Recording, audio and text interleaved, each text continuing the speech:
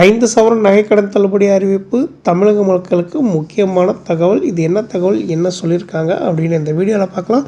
So video skip பண்ணாமல் கடைசி வரைக்கும் பாருங்கள். அதுக்கு முன்னாடி நீங்கள் நம்ம சேனலுக்கு புதுசாக வரீங்க அப்படின்னா மறக்காமல் சப்ஸ்கிரைப் பண்ணிவிடுங்க. அப்படியே பக்கத்தில் இருக்கக்கூடிய பெல் பட்டனை கிளிக் பண்ணிவிடுங்க.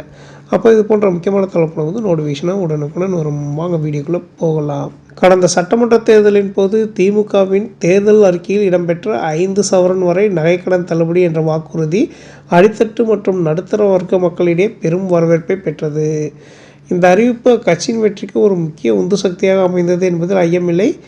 இருப்பினும் சமீபத்தில் திருச்சியில் நடைபெற்ற திமுக மாநாட்டில் இந்த தள்ளுபடி குறித்த உறுதியான அறிவிப்பு வெளியாகும் என பொதுமக்கள் பெரிதும் எதிர்பார்த்திருந்த நிலையில் அது குறித்த தகவல்கள் வராதது பலருக்கும் ஏமாற்றத்தை அளித்துள்ளது. எவ்வாறாயினும் தமிழக அரசு ஏற்கனவே பல தேர்தல் வாக்குறுதிகளை படிப்படியாக நிறைவேற்றி வருவதை சுட்டிக்காட்டும் அரசியல் விமர்சகர்கள் நிதிச்சுமை மற்றும் முறைகேடுகளை தவிர்ப்பதற்கான சரிபார்ப்பு பணிகள் நடைபெறுவதால் மட்டுமே இந்த தாமதம் ஏற்பட்டுள்ளதாக கருதுகின்றனர்.